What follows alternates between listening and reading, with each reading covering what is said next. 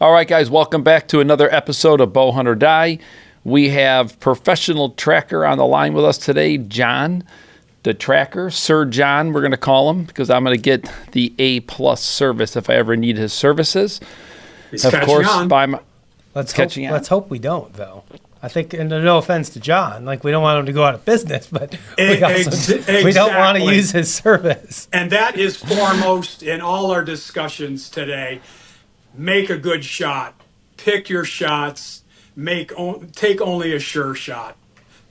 Hopefully, all this is needless discussion. So, that's foremost. Well, let's dive into what the discussion's going to be. We are going to talk today individually about each of the phone calls that you get the most when that arrow is released and when they need your services. I think I'd like to just go ahead and start off what my guess is, but I'm going to hold back and we're going to let you answer the question. What is the number one shot when you get that phone call and they need your services, John? The shot that I hear the most frequent? Yep. That I receive right there.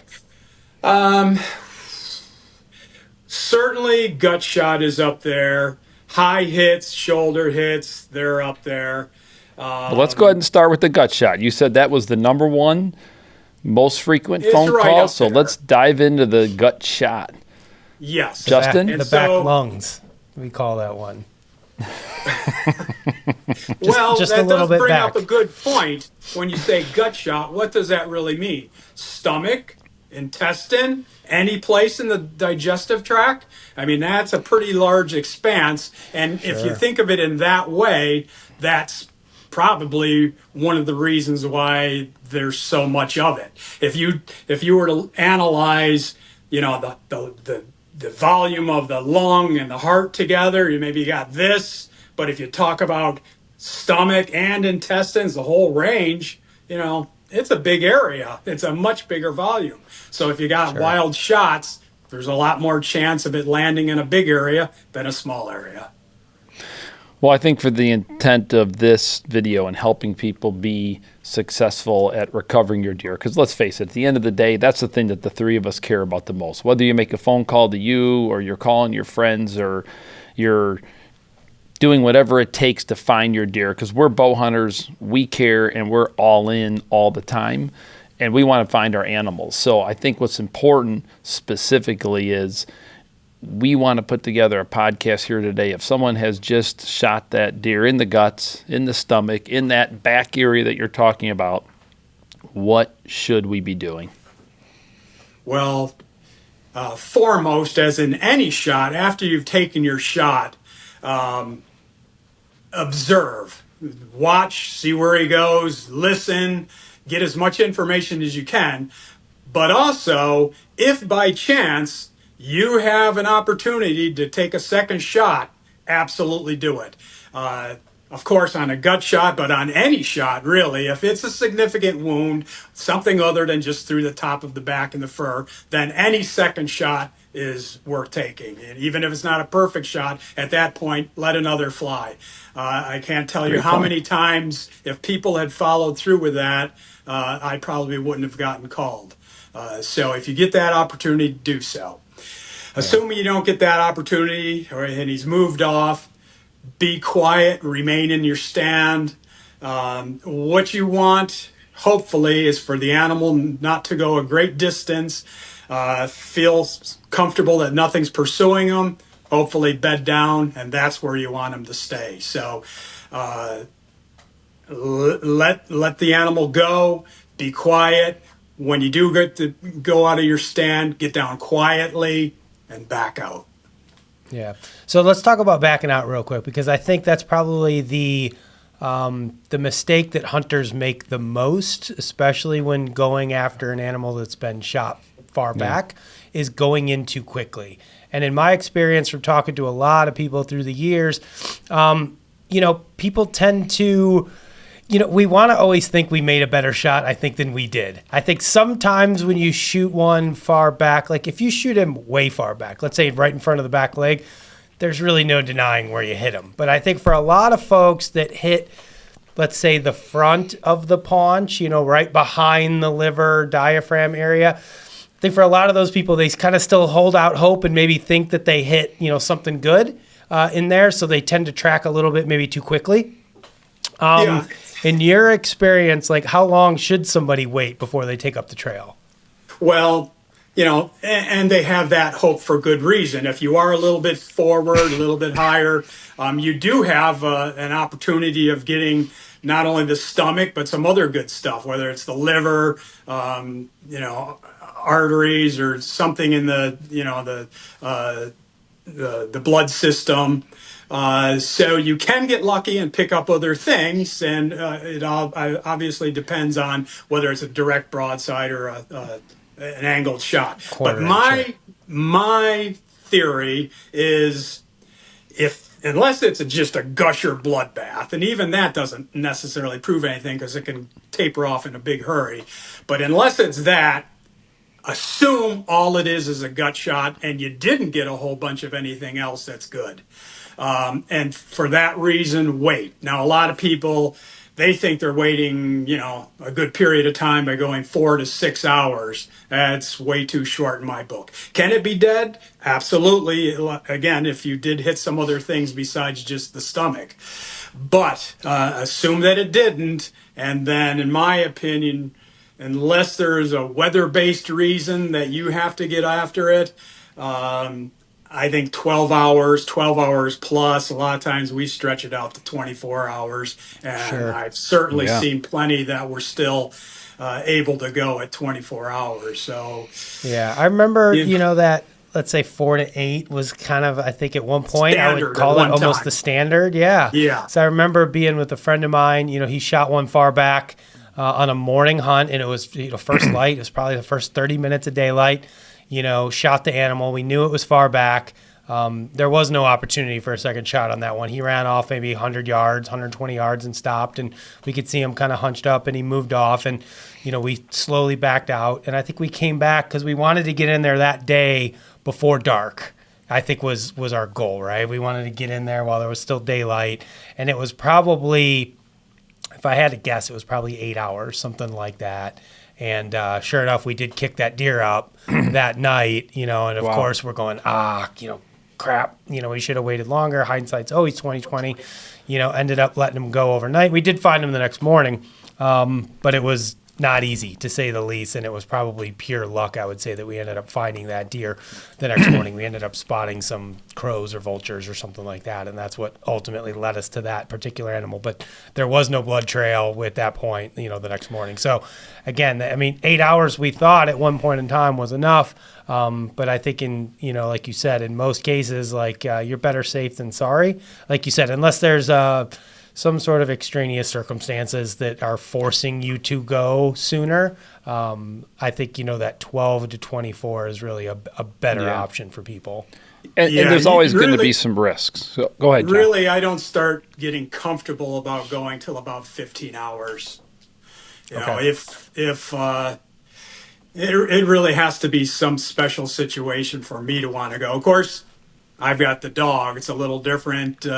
Somebody that doesn't have a dog, got a little bit of impending rain. Well, that changes everything for that person. But I think the thing we've learned from you, and what I've learned from you talking to you through the years, because I have needed your service on a couple of occasions, you are 100% more likely to be rewarded by waiting than you are the opposite. So, well, obviously, if it's dead now, it's going to be dead later. So you can't lose in that regard. Now, where the tricky part comes in is if it's a meat animal, then obviously it's a different scenario. You might want to go sooner rather than later, but that's the rock and the hard you're place always trying to weigh the pros and cons, the consequences of going too early versus waiting. And I think, weather, as we've touched on, is probably the most common driving force, and whether that is rain or whether that is just warm. Property lines, sure. Good point. That's hugely important. Yeah, that's why it's good to have good relationships with your neighbors, wherever you can. Absolutely. But I've seen some pretty solid gut shots, actually some that looked really horrific that went multiple properties, and not always after they were jumped. Certainly if they were jumped, I've had some that have gone a mile plus, but we've had some that weren't jumped and that for whatever reason left their bed and then just went a real long ways. So you never know. But that kind of brings me to the next question I was going to ask. I think there's a lot of I don't know what you would call them, wives' tales, maybe out there. A lot of, anecdotes that we tell ourselves or that we hear from, our friends or our hunting mentors, about wounded animals. How many of those do you find actually hold any sort of merit? I mean, you've been on, how many tracks do you think you've been on? Do you keep track of how many deer trails you've been on? I used to keep careful records, but I've quit that quite a while ago. It wasn't. How many?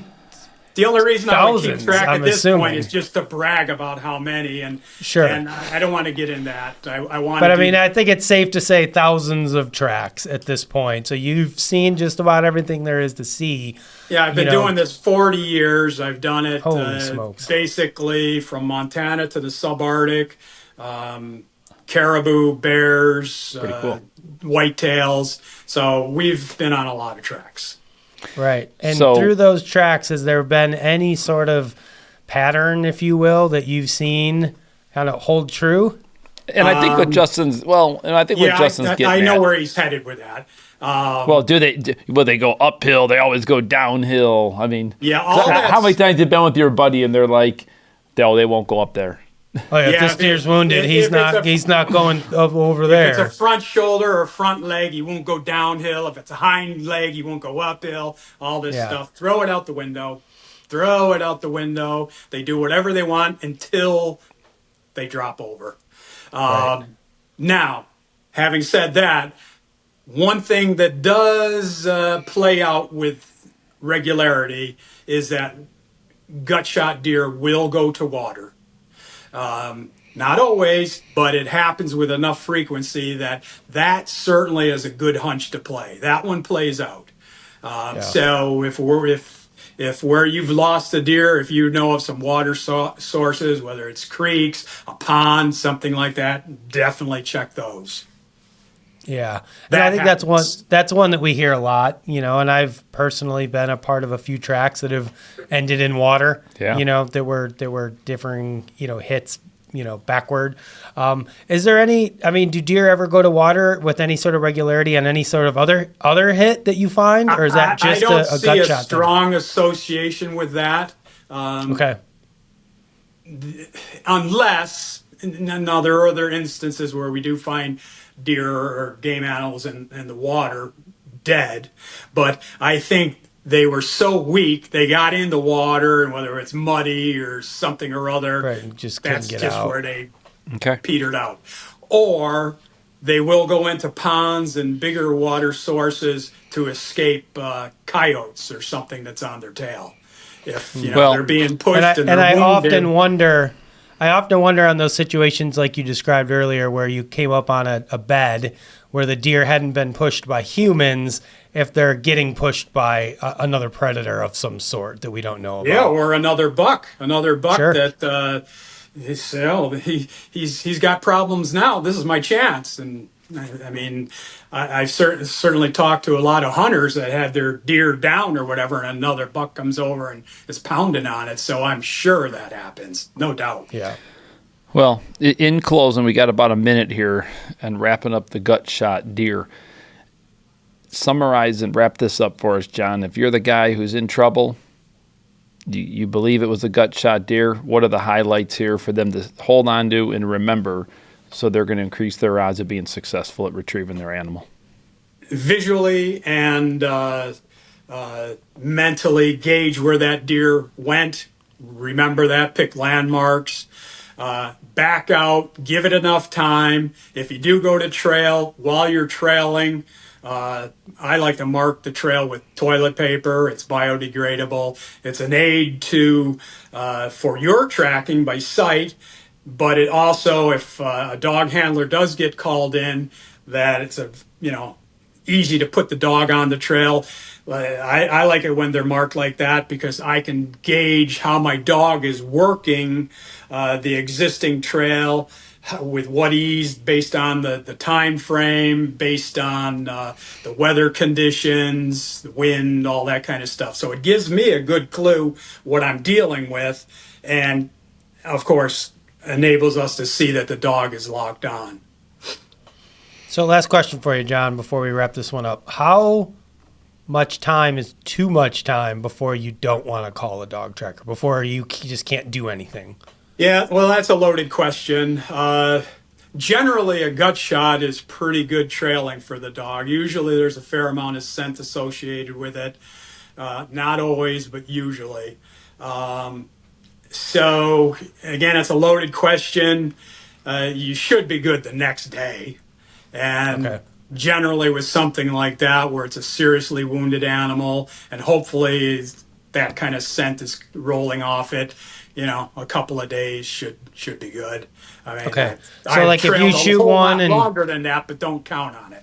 sure, if you shoot one and you wait 12 hours, you shoot one at night, you come back the next morning, you look for it, you and your buddy spend all day looking for it, can't find it, call the tracker gets out there, maybe it's been 36 hours. I mean, is that still a feasible thing where that you have a It's chance still of finding that feasible, animal? But what a mistake you've kind of made is going out there and pounding it all day. If that animal is really a must-have and it's a trophy, or you really want to get that animal, the time to contact the dog handler is the moment you've got a problem.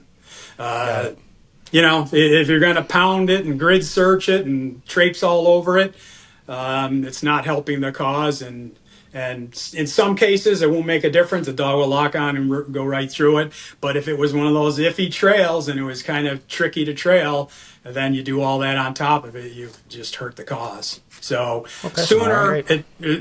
rather than later to make your contact, the initial contact. All right. Well, John, I think that's great advice for people to grab onto and think about when they're in that situation. So, Good. The gut shot deer. And use a big broadhead. I can't believe Justin 2-inch didn't mechanical. hammer on that one already. Hey, man, I love my big mechanicals, but the people of the internet love and I love my little fixed blades too. I've shot deer with all of them, and they all die when you hit them in the right spot. That's the key. Well, So let's leave it at we've that. got Hit him in the several right other spot. types to talk about. We'll get to that. Exactly. sounds good. Did you start recording us, Brandon? Mm-hmm. Oh man, Brandon took control. I was wondering what's happening. That's good. Let's do this. We're pros. All right. Are you ready? Wind it in.